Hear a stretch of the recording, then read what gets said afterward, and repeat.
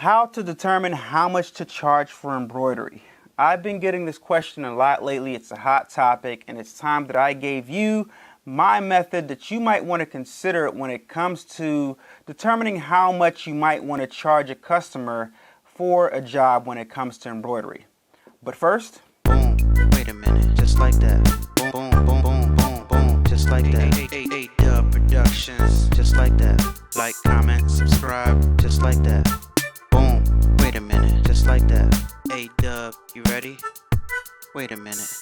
Hey guys, my name is Allan Wade, and typically I show you how to use garment manipulation equipment to help you determine whether or not it's something necessary for your business that you can implement to make more money. But today we're talking about prices. Prices dealing with embroidery.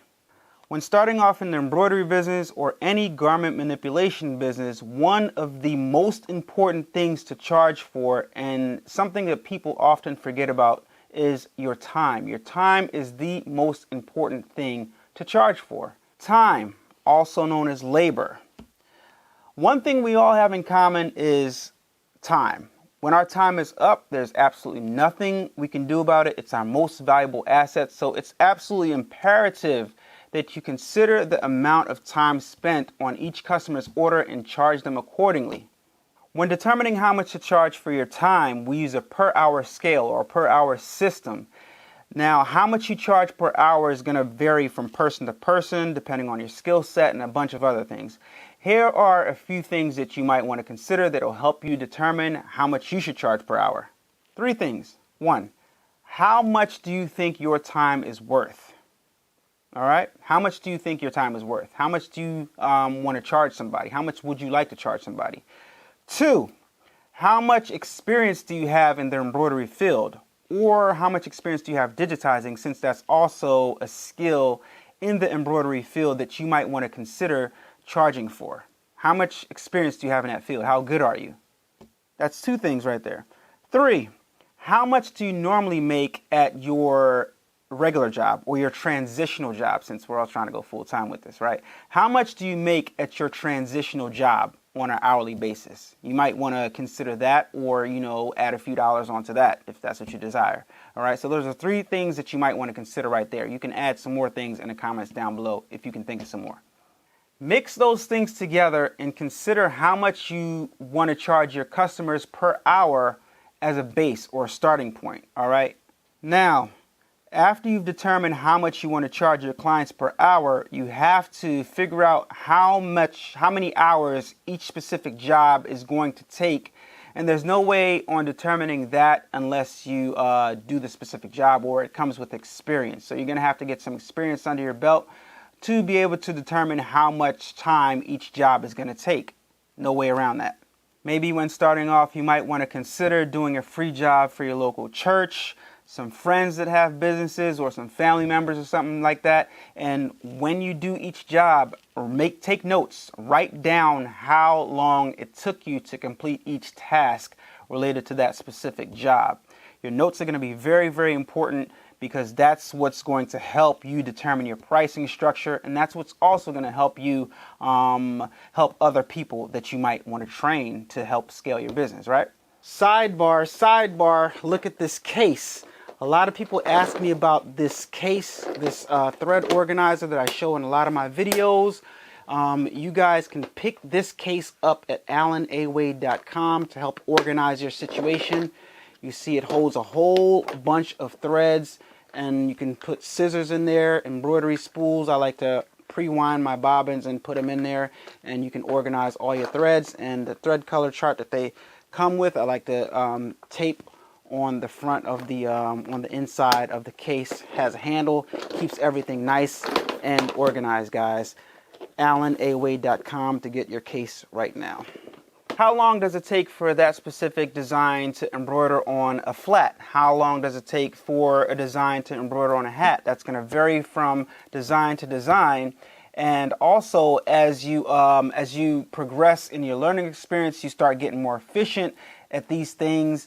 How long does it take to hoop a hat? How long does it take to hoop a garment? You get more efficient at those things, and that's going to reduce the amount of time that it takes helping your business and helping you be more cost effective. So those are some things that you want to consider also. Now, when you factored in all those things and you come up with the price that you want to charge per hour and how long that specific job is going to take, I advise you to pad your time. Do what I call pad. I pad everything.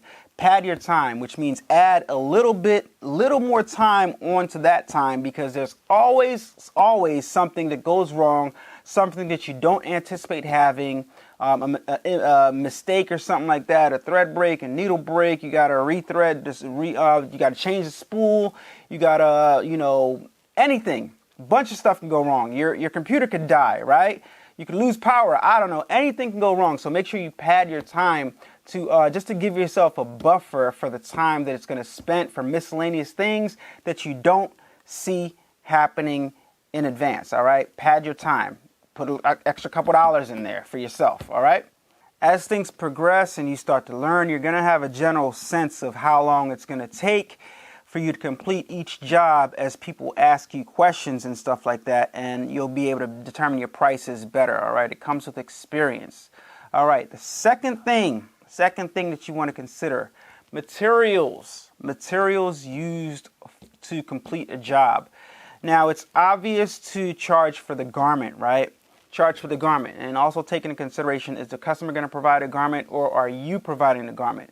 If you're providing the garment, make sure you charge for that garment and charge a little bit of extra. Pad that cost that you paid because you paid taxes, right? It took you time to order that specific garment, right? You had to store that garment, all this other stuff. All this stuff goes into consideration when it comes to a specific garment, right? And some things that we might forget about, right? Stabilizer. What about stabilizer?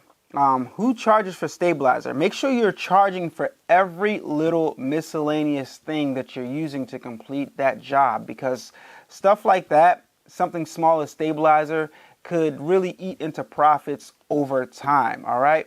What about thread? How do you determine how much to charge for on a job for thread?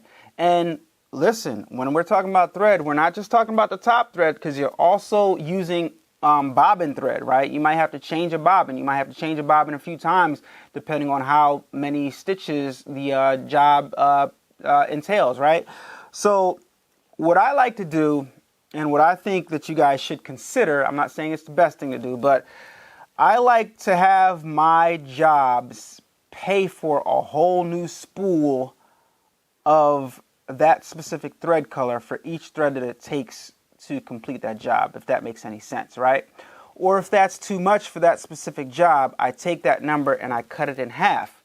So we all know that when you're in business, you always have to spend money on getting more supplies and stuff like that. And in embroidery, we're talking about thread, whether it be spools of thread or bobbin thread. You have to account for that. And you have to mark that price up, because we're in business to make money, not lose money. So if your design has 4 colors, why don't you charge for 4 spools of thread, right?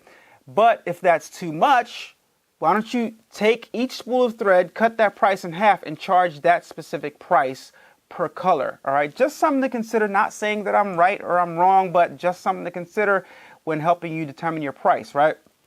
Also, what I think, and the way my mind works, right? Remember that charge $1 per 1,000 stitches rule that is circulating around, that is totally not the way you charge, not the way you should charge. But I've been thinking, what if that was not made up to determine how much to charge for the whole job? But what if that saying was made up to determine how much to charge for thread use, right?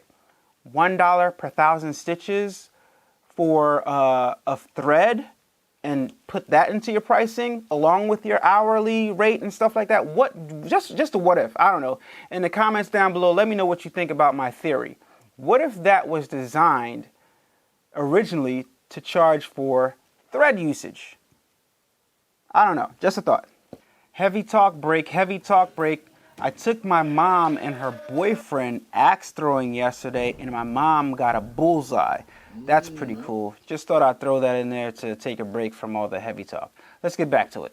And once again, when you determine those prices for your, bobbin your bobbin thread that you're going to use, your how much thread on that spool you're going to use, the stabilizer you're going to use, make sure you pad that also. Pad that with extra cost, because in most cases, before you stitch onto that final garment, you're going to test it out. You're going to test it out, right? So you might want to charge for an extra test garment. You might want to charge for extra thread, because you got to test these designs out, so in most cases, before you go ahead and do the final product, right? So that's something else you want to consider. Now, I like to keep my pricing structure kind of simple. So those are two things right there, and I'm going to give you a third thing. A third thing is setup fees. Setup fees. A lot of times we don't value our time enough to charge a person a setup fee. Now, a setup fee is not a fee that your customer is going to incur every time. It's exactly what it is. It's a setup fee. So say you have a repeat customer that constantly gets the same design over again. That customer is only going to pay that setup fee initially, the first time that they come to you to set up that specific design, right? And that's having to pay that setup fee just one time incentivizes them to use you again to complete that task again, right? Because if they go somewhere else, they're going to have to pay that setup fee all over again, and they don't want to pay that setup fee all over again. So determine how much your setup fee is. Again, account for all those things that you have to do to set up the file. You got to, get the file together. You might have to digitize. You might have to do this. You might have to do that. You might have to test the file out. You want it to embroider smoothly, but don't charge too much for your setup fee, because a setup fee should be a one number across the board. That's what I think when it comes to a specific thing. Right? Charge that setup fee once, and that's money guaranteed to you. And make sure your customer knows. Make sure you tell your customer the next time you come get this specific job done, this specific job, not any changes, but this specific job, you don't have to pay your fee. Your charge is going to be exactly how much this is minus this setup fee right here. All right. So, and like I said, that incentivizes them to use you again, right? And that also deters them from using another person because they don't want to pay that setup fee again.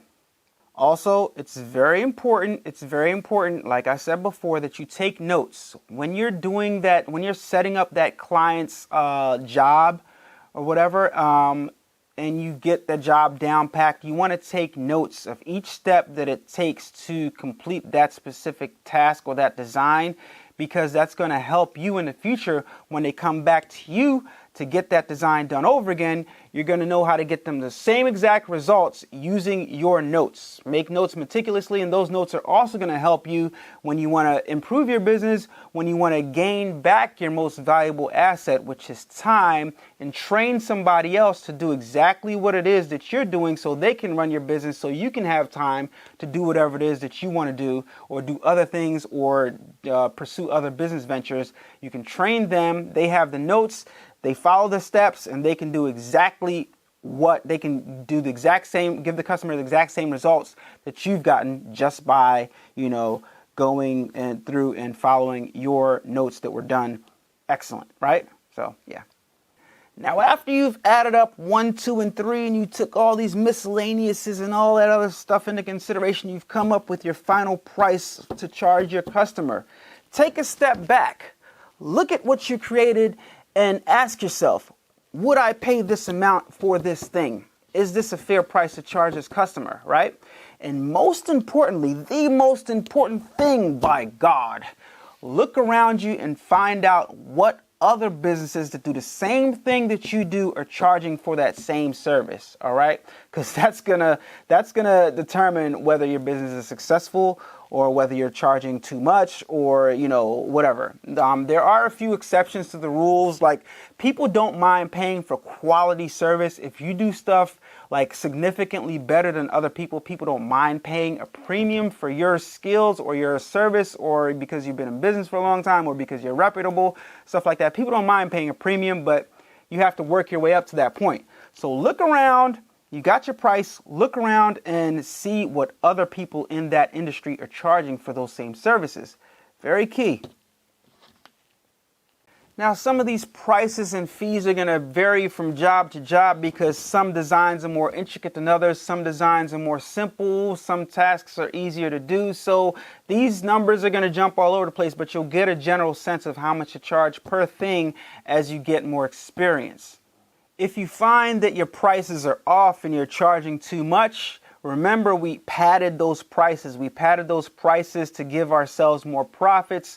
So it's okay to kind of like, take a few dollars off if you think that the overall price is too much, right? But don't take too much off because we're in business to make money, and every item that you buy in your business should pay for itself times at least 5 or times 10, all right? So that's what I like to go by. You should be making money with each product, with each project that you do, and it should be a significant amount of money if you want to keep your business afloat. Guys, if you're in the market to buy an embroidery machine, single needle or commercial, use my Amazon link down in the description below to purchase your Brother SE600, PE800, or SE1900. It helps the channel out a lot. I'm an Amazon affiliate. If you're in the market for multi-needle, use my Ricoma affiliate link down in the description below. It's how I sustain this channel, keep this channel afloat, and what keeps me motivated to keep on making videos like this. Let's get back to it. I hope this video helped and answered a few questions that you guys have. If this video gave you anything to think about at all, then give this video a thumbs up and subscribe to the channel. Make sure you turn your post notification bells on. Guys, if I left anything out, please leave it in the comments down below to help out the community. It helps me out a lot. I'm still learning. I'm not perfect, right?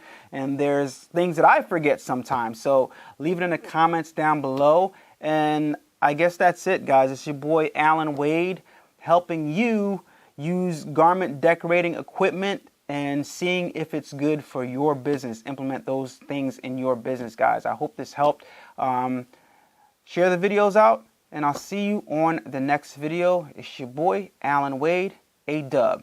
Out. Peace. Turn up that, crank it up. Why listen to the rest when you're rocking with the best, baby?